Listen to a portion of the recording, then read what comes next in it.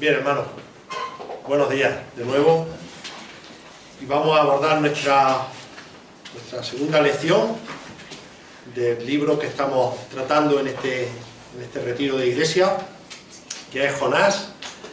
Y bueno, hemos descansado bien, como le decía Samuel y también Juanvi, hemos dormido bien, hemos desayunado bastante bien, hemos cepillado bien los dientes. Yo veía a los nenes cepillándose los dientes, digo, si me cepillo yo así los dientes con esa fuerza, llego abajo así. Buenos días, hermano. Me lo he hecho abajo a todo. Bueno, luego esto lo borro, Juan. Pero qué ímpetu, madre mía. Está bien, está bien. Ya llegará un momento que le daréis más suave. Pero bueno, la verdad es que uno ve estas cosas y ve cómo va pasando su tiempo físico también disminuyendo en ciertas áreas, ¿verdad? Pero bueno, qué bueno, como decía también Juan en su oración, poder compartir la palabra para el crecimiento nuestro como mayores. Siempre vamos a estar alimentándonos de la bendición que tiene la palabra de Dios para nosotros, ¿verdad? Qué libro más inmenso, qué revelación, la de nuestro Señor, que hasta que no pasemos a su presencia vamos a seguir aprendiendo, aunque sean de detalles pequeños, pero sobre todo también para nuestros hijos, para nuestros jóvenes. Qué mejor legado, qué mejor herencia que dejarle lo que la palabra de Dios produce, ¿verdad? Sobre todo buscando la salvación de ellos, porque no heredamos la salvación por nuestra familia, sino que es un regalo de Dios. Pero evidentemente la palabra nos lleva a confrontarnos con el pecado y también los va a llevar a ellos a entender, a reconocer a Dios como el único Dios soberano, todopoderoso, aquel que nos puede salvar, y continuar, como decía Juan también en su oración, siendo bendecidos no solo en esta etapa temporal de la tierra, sino por toda la eternidad. Nos hace herederos suyos y sin duda alguna que va a ser un tiempo de bendición pleno cuando estemos con nuestro Señor y nuestro Salvador. Ahora, hermanos, vamos al libro de Jonás. Ya hacíamos una introducción, quería definir varios aspectos ayer para entender hoy metido ya en el libro varias cosas que son claves, como eran preguntas dónde encontramos a Jonás en la Biblia, en el Antiguo Testamento, dentro de los profetas, si era un profeta menor, si era un profeta mayor, la función de los profetas enviados por Dios con un mensaje revelado por Él en diferentes momentos de la historia de la humanidad. Y ahora directamente entramos a la vida de Jonás, y como decía, un libro que no es que tengamos cuidado, en el sentido de decir tener cuidado a la hora de leerlo porque siempre estamos yendo para atrás y para adelante, no es un cuidado en ese sentido, sino es tan conocido por la mayoría de nosotros, ¿verdad?, que inevitablemente estamos en el principio de la historia y estamos pensando en el final de la historia, y esto es una ventaja siempre porque muestra que conocemos realmente esta porción de la palabra de Dios. Ahora quiero que vayamos al capítulo 1 y vamos a estar viendo los versículos del 1 al 3. Capítulo 1 de Jonás, vamos a ver los versículos del 1 al 3. Y mirad, una de las cosas, mientras llegamos ahí, pienso de forma personal, y también por varias conversaciones que he tenido con algunos hermanos, especialmente aquellos que están en el ministerio o son ancianos de una iglesia, que una de las cosas que más dudas crea, o inquietudes, o incertidumbre, se produce cuando tenemos que identificar un verdadero llamado de Dios, o bien para dedicarse a ser llamado como anciano, o a la obra, o también alguna encomendación especial para dirigir a la iglesia, para hacerla crecer. Siempre se crea una cierta duda. La duda surge cuando ¿es mi voluntad lo que quiero implantar en la iglesia? ¿O realmente es un llamado del Señor? Y esto es algo lógico, ¿verdad?, porque nos tomamos las cosas de Dios en serio. La lucha, al menos en mí, de forma personal, comienza si esa decisión de lo que vamos a hacer viene del Señor. Y siempre me planteo dos preguntas. ¿Cuál es el propósito con el que quiero iniciar esto en nuestra congregación, cuando es algo para el crecimiento? Y otra es cómo lo voy a llevar adelante. Y eso después me lleva a estar en oración, ponerlo delante del Señor y buscar su voluntad por medio de la palabra, pero siempre hay una cierta duda, una cierta inquietud para quitar aquello que parece que sea como un reto personal, ¿verdad? Ahora, nosotros en la palabra, evidentemente, hay cosas que son muy claras, podríamos decir, bueno, tenemos un llamado a predicar el Evangelio, estamos en la gran comisión, así que no hay ninguna duda. Si nosotros planteamos la Iglesia una filosofía de ministerio en la que incluya la evangelización, ahí no nos va a crear ninguna duda, es un mandato claro de Dios. Incluso otros aspectos, son mandatos claros que los tenemos claros porque el Señor nos los ha revelado, así que no hay ninguna duda. Pero no hay ninguna duda porque las tenemos claras en la palabra de Dios, evidentemente, si no surgiría en cada uno de nosotros esas inquietudes. Cuando vemos en la palabra de Dios los mandatos, vemos a lo que la Iglesia está llamada a proclamar, la predicación del Evangelio, cuando educamos a nuestros hijos en los principios bíblicos, cuando nos educamos como matrimonio en los principios bíblicos, no tenemos ninguna duda porque el Señor lo deja claro, tanto una cosa como la otra en Efesios, en otras cartas del apóstol Pablo, también en el Antiguo Testamento. Así que lo hacemos y lo llevamos adelante sin duda, porque confiamos plenamente en la palabra de Dios, confiamos en la inerrancia de la palabra de Dios, no nos va a llevar a ningún error. Otra cosa que luego en el proceso vayamos cayendo, nos vayamos debilitando, ¿verdad? Pero eso lo tenemos muy claro. Ahora, esto tiene que ver con Jonás, porque una de las verdades que vemos en el relato de Jonás es que Jonás es un rebelde. Esto es una de las verdades que vemos ahí, ¿verdad?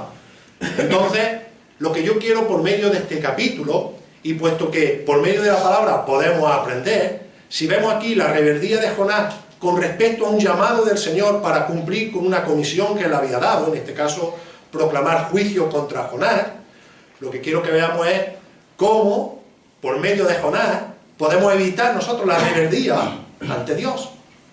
¿Cómo podemos evitar la rebeldía ante Dios?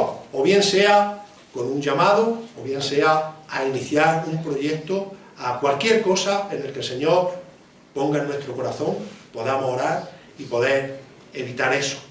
Evidentemente, uno claro que viene aquí es la salvación. Predicar el Evangelio a los ninivitas, eso fue la comisión.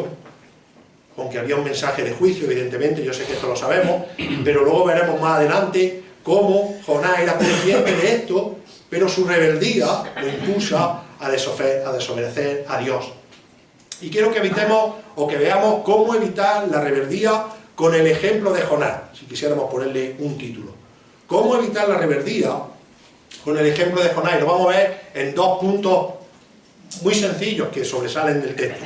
El primero, quiero que veamos dos maneras de evitar la rebeldía con el ejemplo de Jonás, haciendo la voluntad de Dios para Jonás. Vamos a ver cómo fue la voluntad de Dios para Jonás, capítulo 1, versículos 1 y 2. Y en segundo lugar, cómo fue la voluntad de Jonás para Jonás. El primero, la voluntad de Dios para Jonás, versículos 1 y 2. El segundo, la voluntad de Jonás para Jonás. Y dice el texto así: vino palabra del Señor a Jonás, hijo de Amitai, diciendo: levántate y ve a Nínive, aquella gran ciudad, y proclama contra ella, porque ha subido su maldad delante de mí.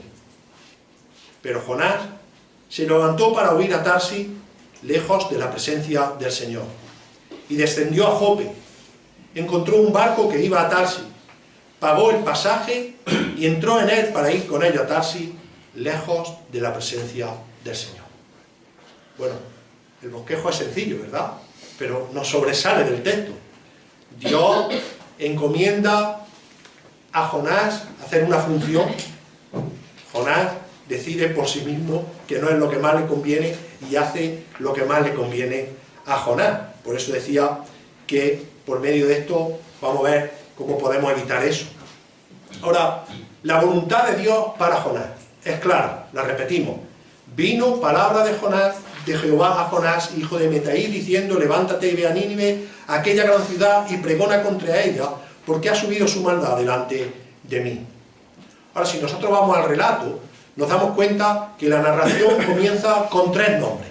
Así es como comienza el versículo 1. El primero es Jehová, Jonás y Amitai, padre de Jonás. Ahora, dijimos el otro día, ayer, que el nombre de Jonás significa paloma. Y uno piensa, hay que ver cómo una paloma, que es un animal dócil, con lo que simboliza de forma general, ¿verdad?, tenga un acto de rebeldía. Y podríamos decir, bueno, que no tiene nada que ver los nombres con la implicación de lo que las personas hacían. Pero es todo lo contrario, porque en el Antiguo Testamento un nombre tenía mucha importancia. Y lo vemos en pasajes del Antiguo Testamento, como decía. De hecho, en la cultura hebrea, el nombre de una persona no era un mero título, sino que era una expresión o revelación de lo que iba a hacer o de lo que hacía o cómo se comportaba esa persona. De hecho, en la Escritura encontramos varios ejemplos de esto, ¿verdad? Por ejemplo, Abraham. ¿Qué significaba Abraham? ¿Lo recordáis? Padre de gente, padre de multitudes. De hecho, el Señor, la promesa que le hace, ¿qué va a ser? Tu descendencia será de la arena del mar, de la playa, ¿verdad? Lo vemos en Génesis 17:5. Es decir, el nombre de Abraham hacía alusión a lo que realmente luego se iba a ver y se está viendo. También Jacob. ¿Qué significa Jacob? El que toma por el calcañar. Uno que suplanta. Justo tal cual como sucedió con su hermano. Lo vemos en Génesis 25:26, 27, capítulo 27, versículo 36. Otro nombre cuyo significado fue conforme a su comportamiento fue el marido de Abigail. ¿Sabéis cómo se llamaba? Nabal. ¿Sabéis lo que significa Nabal? Tonto, ingenuo. Y basta leer el capítulo de primero de Samuel, capítulo 25 y versículo 25, donde lo define. No es que Domi lo esté diciendo, sino define que por su actitud, que por su conducta hacía honor a su nombre. Y es su mujer la que tiene que salir al frente a recibir a David para que no las consecuencias de su conducta, lo podéis leer un poco más despacio, no lo llevaran precisamente a morir. Así que significa tonto, hacía alusión a su nombre. Y luego tenemos Bernabé. Bernabé significa hijo de consolación. Y conocemos la historia también en Hechos de los Apóstoles. Y si no, os invito luego a leerla despacio. Hechos de los Apóstoles, capítulo 4, versículo 36. Si nos damos cuenta, estos y otros muchos nombres más reflejan el carácter de los hombres que los llevaban. Y decíamos, y repito, en el Antiguo Testamento esto era muy importante. Ahora, de manera similar, el nombre primero que aparece aquí es el nombre de Jehová. Y de la misma manera que el nombre que llevaban estos siervos de Dios era inseparable de su conducta, el nombre de Jehová es inseparable a su carácter. Así que cuando leemos esto, sin avanzar mucho más la historia, nos damos cuenta que viene palabra del Señor, de Jehová. Y lo primero que pensamos es que si viene palabra del Señor a Jonás, ¿quién es el Señor? ¿Quién es Dios? Probablemente ahora los nombres hayan cambiado, ¿verdad? De hecho, yo me llamo Domingo. Domingo es día de descanso y es el día que menos descanso, así que no hace alusión que la gente con la guasa siempre está diciendo, anda, tú siempre estás de fiesta. Digo, claro que sí, todos los días, no solo los domingos, y los domingos ya es la mundial, ya el salón de bodas. Bueno, en el Antiguo Testamento sucedía esto, ¿verdad? Ahora, daros cuenta, como decíamos al principio, el nombre no era una mera alusión, y comienza con Jehová, pero daros cuenta, porque aquí lo que está haciendo es expresar que el que está hablando en toda esta narración va a comunicar cuál es su carácter, cuál es su soberanía, cuál es su actitud ante una decisión tan importante como era enviar a un mensajero, a un profeta, con un mensaje especial. Y aquí el nombre es Jehová, y se identifica como Yahweh. Es más, los judíos ni escribían el nombre completo, lo sabéis, ponían solamente las siglas y en mayúsculas. Pero daros cuenta porque Yahweh es el nombre personal de Dios que más se emplea en toda la Escritura. Aparece 6.825 veces. Y lo que significa es eterno, inmutable y unicidad, único. El único Dios verdadero, el único eterno, el único que no cambia. Ahora, debemos recordar, hermanos, que el mismo Señor Jesucristo, en Juan capítulo 8, versículos 58 y 59, afirma también esa deidad, mostrando que Cristo es el mismo Dios. Ahora, ¿qué quiero decir con todo esto? Que cuando empezamos leyendo el texto nos damos cuenta que el único Dios, el inmutable, el eterno, reveló palabra a Jonás. Reveló palabra a Jonás. Y nosotros podemos decir, bueno, ¿y qué importancia realmente tiene esto? ¿Dónde quiere llegar Domi con todo esto? Bueno, muy importante. Porque Jonás probablemente sea una de esas historias en la Biblia en la que fácilmente, por todo el contenido que tiene, podría empezar de la siguiente manera. Érase una vez. ¿Y qué nos apunta a esto? Si nosotros empezamos diciendo érase una vez, más que una historia real, ¿a qué apunta? A un cuento, o a una historia ficticia. Pero el libro precisamente no empieza érase una vez, sino dijo Yahweh, el inmutable, el eterno, el único, habló a Jonás. Así que, en primer lugar, es un mensaje directo de Dios. En segundo lugar, descarta que sea una historia ficticia, porque muchos apuntaron a lo largo de la historia que esto no era una historia real por todo el contenido que tenía. Así que no es érase una vez, sino vino palabra de Yahweh, vino palabra del inmutable, vino palabra del eterno, vino palabra del único Dios todopoderoso. Así que de esta manera descarta el no creer en la autoridad de la palabra. Es más, nadie, judío o hebreo, se atrevería a comenzar el título de un libro falso utilizando el nombre de Dios, el nombre de Yahweh, por muy patriótico que fuera, como era el caso del profeta Jonás. Ahora, dos cosas que ratifican esto solamente en esta frase, hermanos. Dos cosas que ratifican de manera clara. Primero, que tenemos delante de nosotros una narración histórica, verdadera. Y en segundo lugar, una revelación profética de parte de Dios, por lo tanto, de inspiración divina. Y decíamos ayer, ¿y a quién le daba Dios el mensaje? A sus profetas escogidos por él.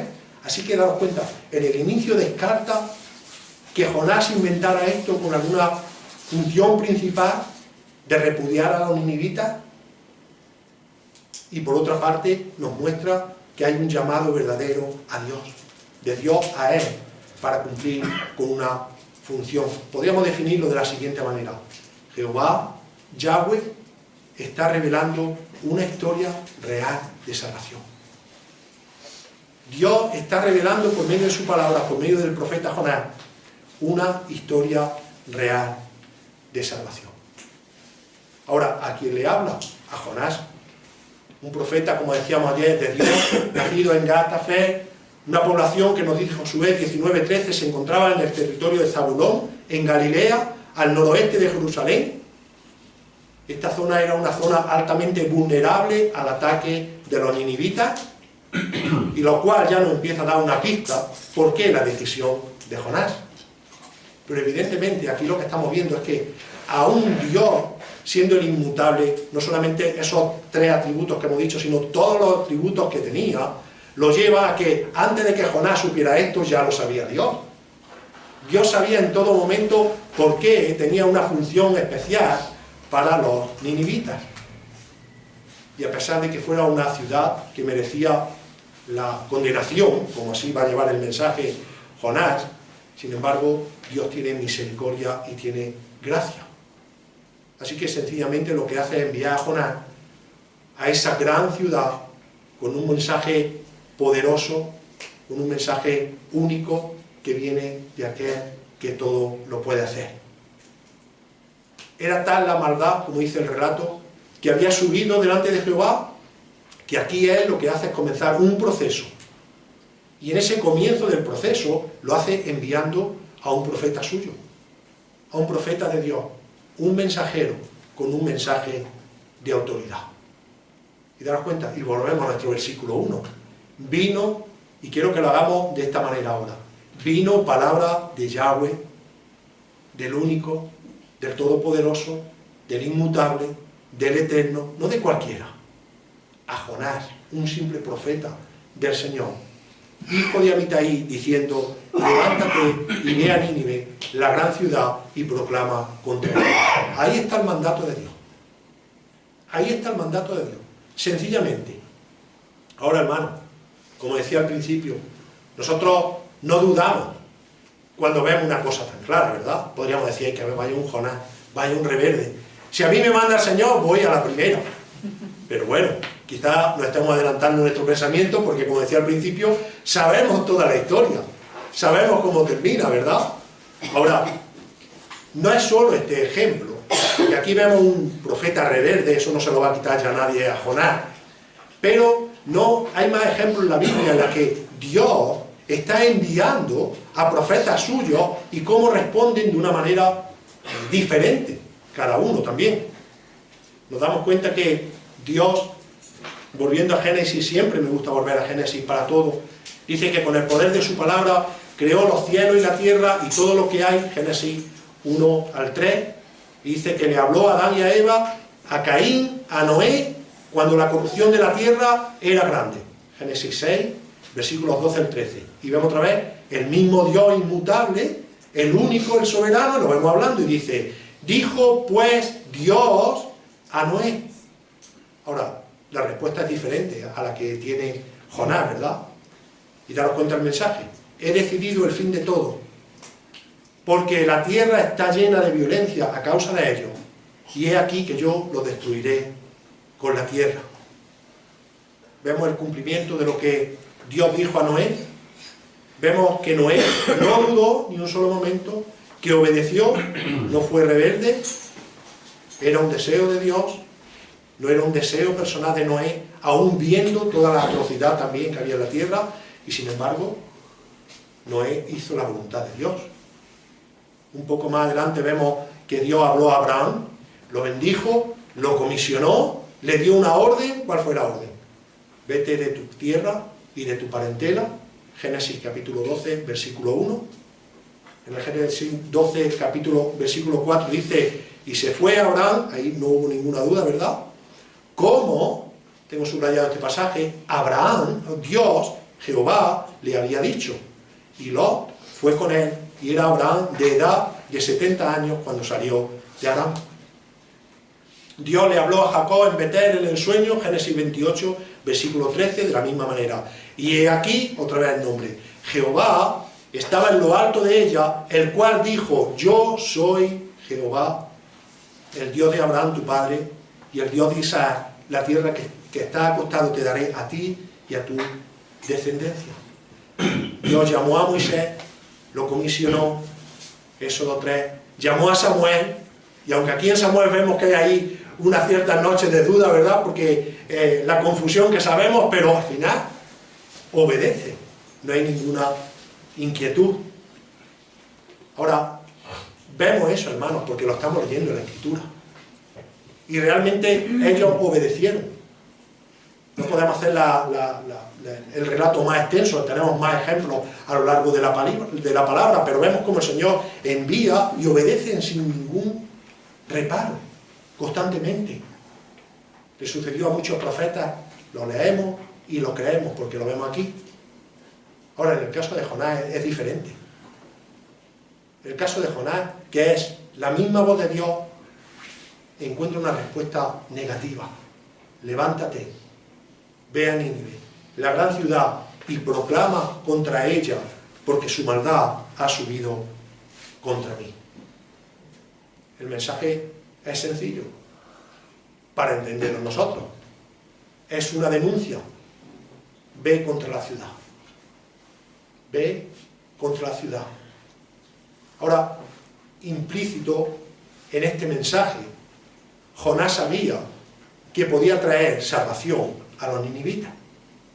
Luego la respuesta la vemos un poco más adelante. Porque la actitud, que nosotros aquí no la vemos, tenía relación para que Jonás hiciese lo que hiciese. Pero lo que no descuida la palabra es que Jonás conocía a Dios en todo momento. Aún agrava mucho más la situación, ¿verdad? Porque como conociendo a Dios, siendo celoso de su pueblo, siendo conocedor de las promesas que Dios tenía para él, ¿cómo se atreve a ser un rebelde ante un mandato del Señor, de Dios? Si recordamos Jeremías 18, de 7 al 10, dice: en un momento yo puedo hablar contra una nación o contra un reino, de arrancar, de derribar y de destruir. Estas son palabras del Señor. Pero si esa nación contra la que he hablado se vuelve de su maldad, me arrepentiré del mal que pensaba traer sobre ella. Es decir, cuando Jonás era conocedor del mensaje, de los mensajeros y de aquel que lo estaba enviando, también era consciente de la misericordia y de la gracia que tiene Dios para salvar. Y que probablemente, y precisamente, como conocemos la historia, Dios iba a salvar al pueblo si se arrepentía, como también dijo el profeta Jeremías en esta ocasión. Así que Dios sencillamente estaba cumpliendo o quería cumplir su función de fulminar a Nínive por completo y hacerlo con toda autoridad y hacerlo también con todo el derecho. ¿Por qué? Sería la pregunta. Por causa de la maldad, por causa de su pecado. Ahora, Jonás sabía también de esa gracia de Dios. Y es muy importante esto, quiero pararme aquí por un momento. Porque qué importante es cuando nosotros conocemos las características de Dios y las acciones de Dios. Y daros cuenta, porque aquí hay dos elementos que puestos en una balanza tienen el mismo peso, que es la justicia de Dios y el amor de Dios. Es decir, si Dios puede fulminar a Nínive con todo derecho porque la maldad ha subido contra él y Dios está airado con el pecado siempre, en la misma medida Dios ama hasta el punto que si los ninivitas se arrepienten, Dios los va a perdonar. Y hermanos, es un concepto que se está olvidando en el día de hoy. Y prevalece el amor porque, claro, suena mucho mejor predicar sobre el amor de Dios. Y nos olvidamos de predicar sobre la justicia de Dios, que tienen el mismo peso puesto en una balanza. Son dos elementos fundamentales a la hora de llevar nosotros el Evangelio a personas que se están perdiendo. Y algunas veces resaltamos el amor de Dios, que lo es, y olvidamos de la justicia de Dios, que también lo es. Estos dos elementos no pueden olvidarse nunca en nuestra vida. Claro que Dios es amoroso. Y proclamamos un mensaje de amor, el mensaje de amor más grande que jamás haya habido. Pero ese no es el mensaje con que inició Nínive, o Jonás tenía que llevarle a los ninivitas, ¿verdad? Sino que era un mensaje de juicio. Dios os va a destruir, porque la maldad es tan grande que ha subido delante de él. Ahora, mientras llegaba la acción de Dios para destruirlo, daros cuenta, la misericordia se seguía manteniendo. Y estaba implícito en el mensaje. Cuando nosotros predicamos el Evangelio a una persona y empezamos de una forma suave, mira, somos pecadores, pero Dios es tan amoroso, es tan bueno, es tan misericordioso que te puede salvar. ¿Y cuántas veces hemos visto el rechazo? Muchas, ¿verdad? O bien no creo en Dios, o bien creo que esto es una invención, o bien me estás comiendo la cabeza, o bien... y paramos. Nosotros sabemos la otra parte de la balanza. Mira, si desobedeces este mensaje de gracia y de amor, sin duda alguna te vas a condenar. Vas a ir al infierno por toda la eternidad. Pero claro, esa parte cuesta más trabajo hacerla, ¿verdad? Queremos dejar siempre una puerta abierta. Yo le digo a Mari que cuando voy a por el pan por las mañanas, le hablo a mi panadera del Evangelio. Esta Navidad le regalé algún calendario de lo que solemos hacer y le digo a Mari, esta muchacha es de cocción lenta, como el pan, como algunos del pan. Pero bueno, poco a poco, poco a poco. Pero no dejamos de predicar el Evangelio. Es más, no todos los días le hablas del Evangelio, pero tu conducta, tu forma de hablarle, tu forma de tratarlo, tienen que ver un carácter diferente. Ahora, inevitablemente, si llega la conversación más profunda, que Dios quiera y oro por ella porque pueda suceder, habrá que hablar de juicio. Con el mismo amor que hablamos del amor de Dios. Porque de llegar a la muerte con la naturaleza caída, sea un niño, sea un joven, sea un mayor que el Señor no ha regenerado, va a estar o en un lado o en otro.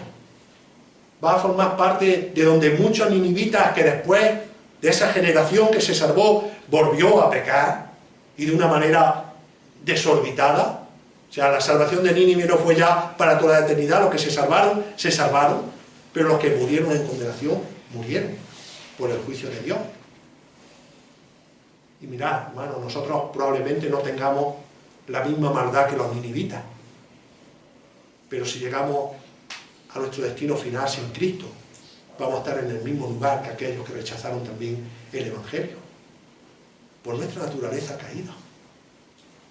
Y Jonás tenía que llevar ese mensaje. Y digo esto, hermanos, porque siempre en nuestra balanza, a la hora de predicar el Evangelio, tenemos que poner la misericordia, la gracia de Dios, la justicia perfecta de Dios. No va a hacer nada, nada que no esté en su soberana voluntad.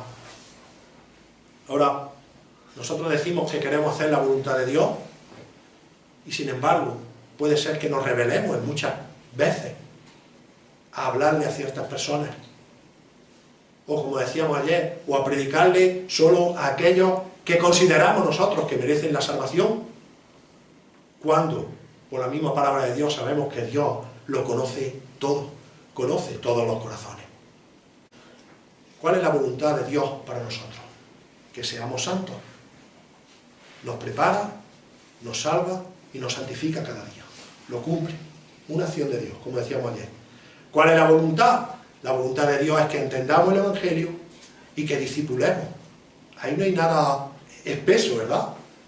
No hay nada de tinieblas, son cosas claras que el Señor quiere para cada uno de nosotros. ¿Cuál es la voluntad de Dios? La voluntad de Dios es glorificarlo y reconocerlo como el Señor de nuestras vidas. La voluntad de Dios para con Jonás era predicar un mensaje de juicio, porque su maldad era tremenda. Y Dios prepara a un profeta suyo, le revela un mensaje y lo envía, como lo había hecho en otras ocasiones, con otros siervos de Dios, porque la voluntad de Dios es perfecta. Ahora, hermano, ¿cuál fue la actitud de Jonás? En segundo lugar, la actitud fue la voluntad de Jonás para Jonás. La voluntad de Jonás para Jonás. Versículo 3. Pero Jonás se levantó para huir a Tarsis, lejos de la presencia del Señor, y descendió a Jope. Encontró un barco que iba a Tarsis, pagó el pasaje y entró en él para ir con ellos a Tarsis. Y esta frase la tengo subrayada: lejos de la presencia del Señor, de Yahweh. Hemos visto la definición al principio. Lejos de aquel que lo conoce todo, lejos de aquel que lo sabe todo, lejos de aquel que tiene un propósito especial. Entonces nosotros nos haríamos la pregunta, ahora, ¿qué hizo Jonás? Bueno, sencillamente Jonás mostró su rebeldía. Y es verdad, si decimos esto no nos equivocamos. Si nosotros decimos Jonás fue un rebelde, no estamos diciendo nada que la palabra no nos esté enseñando, ¿verdad? Pero yo pienso que aún somos imprudentes diciendo esto, aún siendo verdad. Si lo hacemos como para cargar a un hombre que desobedeció a Dios. ¿Y por qué? Bueno, de forma muy sencilla. Porque la desobediencia es una característica especial del ser humano. ¿Cuál fue la primera desobediencia del hombre a Dios? ¿La recordáis? ¿Cuál fue las consecuencias? Nefastas, tristes. Así que es algo que nos caracteriza. Jonás sencillamente no estaba haciendo algo conforme a su naturaleza caída. Él pertenecía al pueblo de la promesa de Dios, conocía a Dios, pero había salido ese ardor que tenemos por nuestra naturaleza caída. Es decir, si nosotros, el Señor, tuviese que escribir nuestra historia de rebeldía, estaríamos retratados ya para toda la vida, seguro. Y todos reconoceríamos esto. Así que, aun siendo verdad que Jonás se rebeló y quiso hacer su propia voluntad, es muy similar a lo que nosotros podemos hacer a lo largo de nuestra vida espiritual, una y otra vez. Aún teniendo revelación divina de qué debemos de hacer, de cómo debemos de conducirnos, no solo en la predicación del Evangelio, sino en nuestra conducta diaria, cada día, en cada momento. Evidentemente, nosotros vemos cómo Jonás tiene un corazón negado a aceptar la voluntad de Dios. Él era un hombre muy patriótico, no quería compartir las promesas que Dios tenía para con su pueblo, y mucho menos quería compartirlas con unos asesinos como eran los ninivitas, y ya veíamos ayer una parte, ¿verdad? Pero aún así, él no tenía que haberse negado a cumplir, a pesar de la ira que tenía contra estos enemigos. Quiso cumplir su voluntad, sencillamente. Pero daros cuenta, no quiso asumir su labor como profeta al llevar un mensaje de juicio. No quiso cumplir con su función de profeta, y era un verdadero profeta de Dios, como decíamos ayer. Así que, ¿qué hizo? Sencillamente lo preparó todo de forma minuciosa para alejarse lo más posible de Nínive. De ahí que de un sitio a otro, a Tarsis, que estaba en el sur de España, daros cuenta toda la distancia que quería poner. Huyó en dirección opuesta, hacia el mar. Quería poner distancia de kilómetros, pero probablemente yo me hacía varias preguntas, siempre me hago varias preguntas, pero la intención de Jonás era ya quedarse a vivir en Tarsis por toda la vida, hasta que al Señor se le olvidara todo esto y luego regresaría. ¿Qué tendría en su cabeza para hacer lo que estaba haciendo, verdad? Bueno, a ver si al Señor se le olvida esto que me ha encomendado y se le pasa el enfado con los ninivitas, y de aquí a un tiempo regreso y el Señor ya ha cambiado de opinión. Algunas veces nosotros somos así de infantiles en nuestra forma de pensar, ¿verdad? Bueno, vamos a poner distancia a esto y ya el tiempo lo arregla todo. Pero no es así, no es así. Hay cosas que están muy claras que hay que intervenir, y esto es un llamado inmediato, ¿verdad? Ahora, Jonás obedece en una cosa. ¿Qué hizo? Se apresuró, obedeció, ¿pero a qué? A irse a otro lado. Que es similar a nuestra conducta en muchas ocasiones, ¿verdad? Que es similar a lo que nosotros hacemos en muchas ocasiones. Se levantó para huir.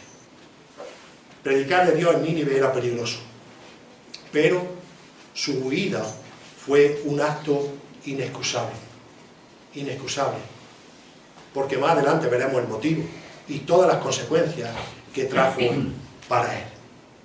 Ahora, una de las frases más escalofriantes que vemos en este relato que hemos leído es que él mismo, conociendo al Dios, como decíamos anteriormente, al Yahweh, él dice: lejos de la presencia de Jehová. Esa era su intención. Lejos de la presencia de Jehová. Si lo traducimos, es lejos de la presencia del omnisciente, del eterno, del único Dios verdadero. La pregunta es lógica. ¿Podemos huir del Dios que lo sabe todo? No podemos huir nunca, hermano. ¿Del Dios que está en todas partes? No. Pero sin embargo, Jonás pensaría lo mismo, y sabía lo mismo, y tenía la certeza de lo mismo, pero lo único que hizo aquí es sencillamente no hacer otra cosa que lo que a él le interesaba, que lo que él quería. Y lo comenzó, y se desplazó, y buscó destino, y pagó el peaje, y emprendió el viaje. Es decir, todo en un santiamén lo tenía preparado. Cuando vamos a hacer algo para las cosas de Dios decimos: madre mía, ahora nos vamos a meter en este lío. de preparar, y, bueno, como sea para preparar otra cosa que nos interese, ya verás cómo preparamos volado. No, ya está todo, en un abrir de ojos hemos hecho 10 maletas, estamos pum, pum, pum. Bueno, vamos a preparar algo, hermanos, que edifique la iglesia. Que salgamos a predicar el Evangelio. Con el trabajo ahora como para... Así que es verdad que hay una rebeldía por parte de Jonás ante un llamado, pero hermano, es muy similar a lo que nosotros hacemos hoy en día. Así que Jonás se estaba dejando llevar por su corazón, de la misma manera que nosotros nos dejamos llevar por nuestro corazón. Ahora, varias preguntas al respecto. Y esto son para contestar a nosotros de forma personal. ¿Qué cosas nos mueven para ser rebeldes ante nuestro Dios? ¿Qué cosas son las que nos mueven? ¿Qué cosas nos mueven para no obedecer a Dios? No solamente en el mandato de predicar el Evangelio, sino en otras muchas áreas de nuestra vida. Esas respuestas tenemos que tenerlas en nuestra mente, en nuestra vida. Precisamente, como decíamos al principio, para evitar la rebeldía por medio del ejemplo de Jonás. Mi vida, realmente, si es del Señor, pertenece al Señor. Él es mi dueño, Él es el dueño de mis actos. Y mi conducta continuamente es tratar de hacer su voluntad, a pesar de mis debilidades. Hermanos, nosotros no utilizamos a Dios con nuestros fines. Él nos utiliza a nosotros para sus fines. Para glorificarlo, para exaltarlo, para predicar el Evangelio. No siendo ahora el pueblo de Israel, formamos parte de los gentiles que Dios en su gracia también nos salvó, de la misma manera que salvó a parte de los ninivitas. Por eso siempre nuestro ejemplo a imitar es Cristo, es su sacrificio. Y daros cuenta, lejos de huir del mandato que Dios le había dado, Él viene y lo cumple de manera especial. Lejos de huir, de venir a la tierra y morir por pecadores, impíos, como lo éramos todos y cada uno de nosotros, Él viene, lo llevan a la cruz, muere en la cruz del Calvario, muere de la manera más cruel que había en aquellos entonces, y sin embargo en ningún momento da un paso hacia atrás para decir, bueno, Padre, me ha enviado a esto, pero... Y sin embargo lo vemos en todo momento actuando como como el único que podía salvarnos. Terminamos con esto. No huyamos de Dios. Busquemos siempre aceptar su voluntad. Busquemos siempre entender los propósitos que Dios tiene para nuestra vida. Hagámonos las preguntas que tenemos que hacer. Como yo decía al principio en la introducción, hermano, a mí, cuando tenemos que poner algo delante de la congregación, de la iglesia, de nuestros hijos, de nuestra esposa, los primeros que temblamos somos nosotros, porque queremos que no sea algo personal, sino algo espiritual, que edifica, que glorifica al Señor, que honra a nuestro Dios Todopoderoso. Si huimos de Dios como creyentes, estamos teniendo una actitud igual que la que tuvo Jonás. Pero luego hay otra pregunta. Si no eres salvo, si hay alguien aquí que no sea salvo, ¿por qué estás huyendo de Dios? Hay que hacerse esta pregunta. ¿Por qué huyo de Dios? Del que escucho hablar a mis padres, del que escucho hablar a mi hermano, de aquel que un montón de veces me dice soy pecador por naturaleza, por descendencia de nuestros primeros padres, donde sé ya que Jesucristo murió por mí en la cruz del Calvario y me puede salvar. ¿Por qué? Y orar al Señor y pedirle que transforme nuestro corazón para entregarnos a Él. Después vendrán todos los retos de la obediencia y el crecimiento, pero el primer paso ya lo dio Cristo en la cruz del Calvario para redimirnos de todo pecado y para salvarnos. Hermano, no seamos rebeldes por medio del ejemplo de Jonás, que teniendo un mandato fue a otro lado, sino que seamos dóciles delante de nuestro Dios. Y Él, sin duda alguna, va a cumplir su voluntad, su honestidad, su amor, su soberanía, utilizándonos como siervos fieles. Vamos a ver. Señor, te damos muchas gracias, Padre, por este tiempo que podemos pasar en tu palabra,